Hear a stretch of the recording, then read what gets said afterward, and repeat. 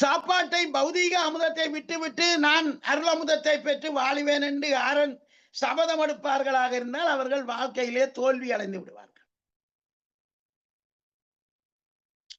அருள் அமுதம் நிறைவாக கிடைத்த பிற்பாடுதான் நாங்கள் பொருள் அமுதத்தை குறைத்து கொண்டு போய் அருள் அமுதம் கூடிக்கொண்டு வர அந்த அருளமுதமயமாகவே இருந்து அனக வாழ்வு வாழக்கூடிய பக்குவம் வருமட்டும் பொருள் அமுது வேண்டும். ஆகவேதான் விருப்பு வெறுப்பு கொள்ளக்கூடாது.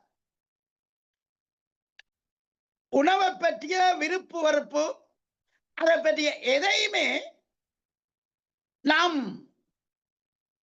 நடுநிலைமையோடு இருந்து நாங்கள் எல்லாவற்றையும் இயற்கையோடு இணைந்து வாழ வேண்டுமே அல்லாது அந்த விருப்பு வெறுப்புக்கு உட்படுவோமாக இருப்ப அதிகமாக அருளமுதத்தை விரும்பி பொருள் அமுதத்தை வெறுக்கும் பொழுது பெருமானாருடைய வாழ்வியல் சாத்தியம் அல்ல. ரெண்டையும் விருப்பு வெறுப்பு இல்லாமல் ஏற்று பழக வேண்டும். அது படிப்படியாக மாற்றங்கள் எங்களுக்குள்ளே நடக்க பொருள் அமுதம் படிப்படியாக குறைந்து வரும். அருளமுதம் சுரக்காமல் பொருள் அமுதத்திலிருந்து நாங்கள் விடுதலை பெற முடியாது. அப்படி யாரும் நினைத்தால் அது அவர்களுடைய அறியாமை, திருவருட்பாவை புரியவில்லை என்பது பொருள். ஆகவே இதுக்கு அடிப்படை என்னென்னால் விருப்பு வெறுப்பு கொள்ளக்கூடாது. அப்ப இந்த பௌதிக ஆகாரத்திலேயும் சில அமுதபாகம் கூடிய ஆகாரங்கள் நாங்கள் உண்ணுவது மிகவும் அவசியம். அதிகப்படிய எல்லா ஆகாரங்களும் தீங்கி விளைவிப்பனதான். நம்முடைய உடல் உறுப்புகளுக்கு வேலை கொடுப்பதுதான்.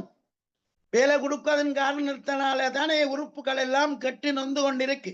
இன்றைக்கு வைத்தியசாலைகள் வளர்ந்து கொண்டு போகுதே. வைத்தியத்துறை இன்றைக்கு ஒவ்வொரு நாடுகளிலும் பெரிய அளவிலே வளர்ச்சி கண்டிருக்கின்றது. அருள்துறை வளரவில்லை. பெருமானாருடைய கட்சிக்காரர்கள் கட்சியிலே இருக்கிறார்களே இல்லாமல் பெருமானாருடைய நெறிக்குள்ள இல்லை என்பதுதான் உண்மை. வள்ளல் பெருமானுடைய கட்சியில இருக்கின்றார்கள், ஆனா நெறிக்குள்ளே இல்லை.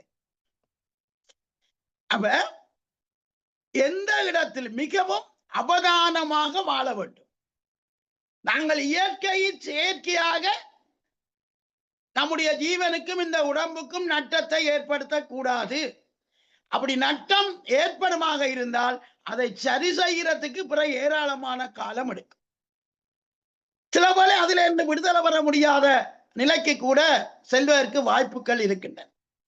ஆகவேதான் அந்த விருப்பு வெறுப்பு இல்லாமல் பொருள் அமுதத்தையும் அருள் அமுதத்தையும் நன்றாக விளங்கிக் கொள்ள வேண்டும். அருள் அமுதத்தை பெறுவதற்கு பொருள் அமுதம் முக்கியம். அதனாலேதான் வள்ளல் பெருமான் அருள் விளக்க மாலையிலே பாடும் பொழுது அருள் அமுதும் பொருள் அமுதும் தந்து என்ன வளர்த்தனை என்று பாடுவார். பாருங்க அவருடைய நன்றி, அந்த விசுவாசம். நீ எனக்கு ரெண்டையும் தந்தல்லவா என்ன வளர்த்திருக்கின்றாய் என்று பாடும் பொழுது அவருடைய விருப்பு வெறுப்பு இல்லாத தன்மையும் தற்போத இழப்பையும் நாங்கள் சிந்திக்க வேண்டும்.